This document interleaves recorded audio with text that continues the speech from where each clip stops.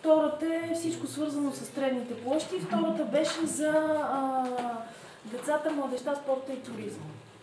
Като между проблемите, тъй като тези две комисии, смисъл, по темите има адски много неща, но ние се спряхме на нещо, което така да може да обедини, а именно проблема, който сме набелязали, е това, че в София като цяло липсва стратегия за развитие и поддържане на парковете. И цялостно трябва много неща да се променят, като тук сме описали механизма, сега ще дам думата и на Георги, и на Иван, тъй като е добре да има всеки да участва, смисъл да се изказва. Значи има механизъм за решение на този проблем, но трябва да се, как да кажа, да се предизвика много повече обществено внимание в тази област, за да се почувстват съответно и общинските съветници и нашите, както и на другите партии, малко по-засегнати от това и съответно да ни съдействат. Сега давам думата на Георги. Значи, по плана, по който работихме, като проблем, който описахме, че в София всички знаем, че парковете не са зле поддържани. Има много добре поддържани паркове, но това е в централните части. И когато се каже парк, ние нашата комисия обединяваме по мнението, че трябва, когато се каже парк, то трябва навсякъде по един и същи начин. Да има пейки, алеи, за велосипедисти, места за кучета, където да не газиме едната и да са осветени. Механизъм, по който може да го постигнем това нещо, първо, което трябва да съберем цялостна информация от общината, колко реално общински паркове имат, как се стопанисват, какъв е бюджета, с който са приели за поддържане на парковете и дали имат някакъв стандарт, който следват и го съблюдават. След това, след като получим цялостна информация, от това ние сме се разпределили по комисии да се ходи и чрез интернет да съберем тази информация, която ме интересува, ще подготвим предложение заедно с сътрудничество на нашите общински съветници, по какъв по-ефективен начин да се стопанисват парковете. Следва начин на финансиране според нас са два варианта. Един е общински, който реално общината сигурно ще каже, че няма пари за това нещо, за всичките паркове. И според нас има добри практики, някои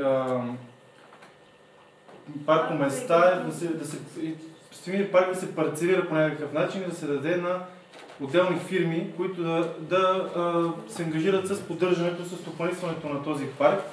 По този начин те биха могли да си направят реклама за самата фирма. Виждали сме всички за такива примери. Имаше една градинка покрай. Кристал също е Актавист. На Актавист, на Горна баня фонтана пред президентството. И това може да по този начин един парк, като се парцелира. Дясно е това. Да, дясно. Нищо бе, те го дават като идея. Те го дават като идея. Аз самия смятам, че това е дясно като политика. Това подхожда наистина на БСП. До толкова, доколкото лявата идея, в крайна сметка е повече държава, повече управление, повече власт на народа, повече Как решаваме проблема с като кажа няма значи, когато ще направят една парцалка, това е едно. Обаче това да парцелираш парка, ти разбираш... Не, те е друго. Идеята е следната, може ли да кажа? Идеята е следната. Столична община има даден бюджет и бюджета не стига за всички паркове. Столична община да каже кои паркове може да вкара в тия норми, които ние изискваме, като да имаме европейски паркове, след като сме европейска столица. И останалите паркове, за които вече няма пари, да се търсят дадени спонсори с цел реклама. За западния парк и за тази част от западния парк, точно с това парцелиране. Не, те не е само за поддържане. Говорим за поддръжка. Само за поддържане. Може би да се изрази точно. Явно не може да намери, явно някак трябва да помогне. Да, но изиските Ясно, това е... Това с цел Значи... запазване на парк. Ако един гражданин не пази чисто в този парк, идваме пак до...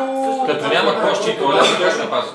Това е смисъл Пейки няма, не сме съгласни. Значи той беседките са счупени, пейките са счупени. Няма не е кошчета. само това Примерът с кучешките експерименти специално пък е регламентиран за закон. По принцип да, но трябва да се намери орган, който да следи за тия неща. В смисъл да се... Дали се въведе от схемата, която...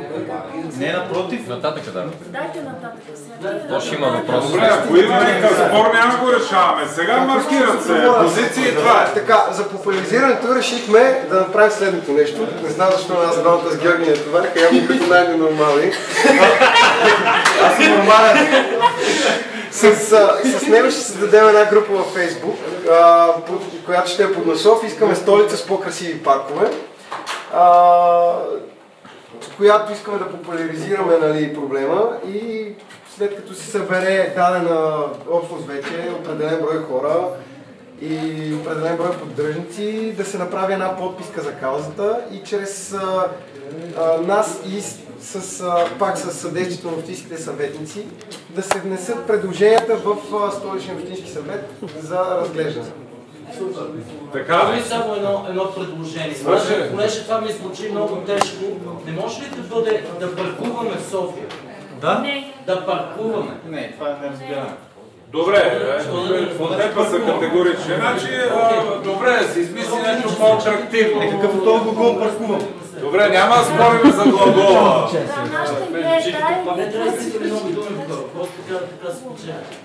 Значи, наистина, групи всякакви, трябва да е нещо оригинално.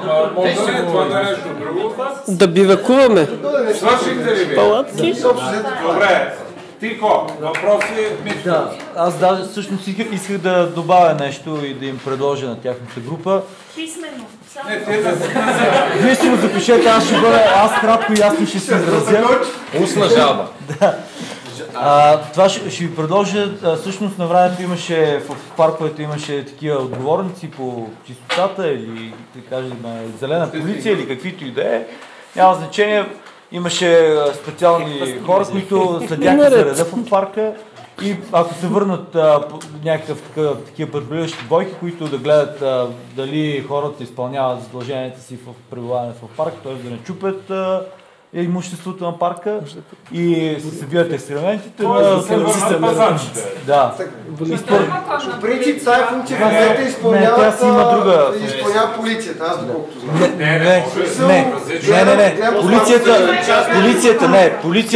Полицията, нейната функция е да въдворява ред, а пък всъщност този човек трябва специално да се следи какво хората правят в парка.